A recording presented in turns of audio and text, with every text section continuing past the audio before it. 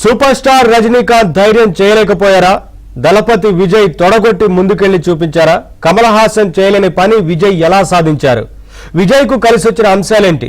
Joseph Vijay చరిత్ర సృష్టించిన వెనుక కారణాలపై ఏబిఎన్ స్పెషల్ స్టోరీ. 1996కు 2026కు ఎంత తేడా?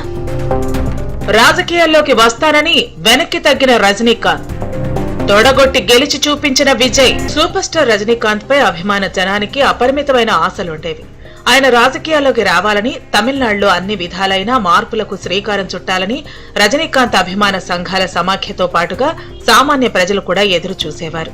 మరోసారి జయలలితకు ఓటేస్తే తమిళనాడును ఆ దేవుడు కూడా కాపాడలేడన్న రజనీ డైలాగ్ తర్వాత ఆయనే ముఖ్యమంత్రి కావాలన్న ఆకాంక్షలు జనంలో కనిపించేవి.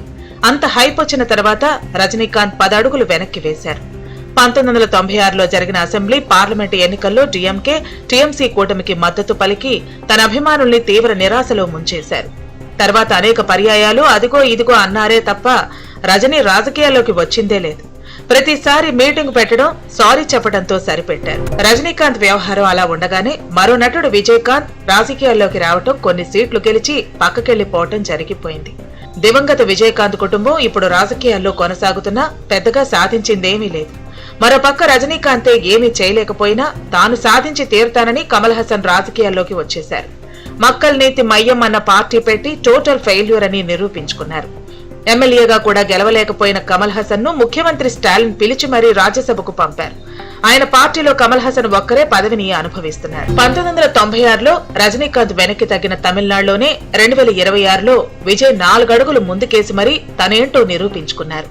ఎవరితో పొత్తు పెట్టుకోకుండా పోటీ చేసి గెలిచి వీడు మగాడ్రా బుజ్జి అని అనిపించుకున్నారు. పార్టీ పెట్టకముందే ఆయన తమిళ ప్రజానాడిని పట్టుకునేందుకు ప్రయత్నించారు. ప్రజల అవసరాలను, వారి ఆకాంక్షలను అర్థం చేసుకున్నారు. ఇంతవరకు ఉన్న సంప్రదాయ రాజకీయ నాయకులు పార్టీలపై పెరిగిన వ్యతిరేకతకు కారణాలు తెలుసుకున్నారు.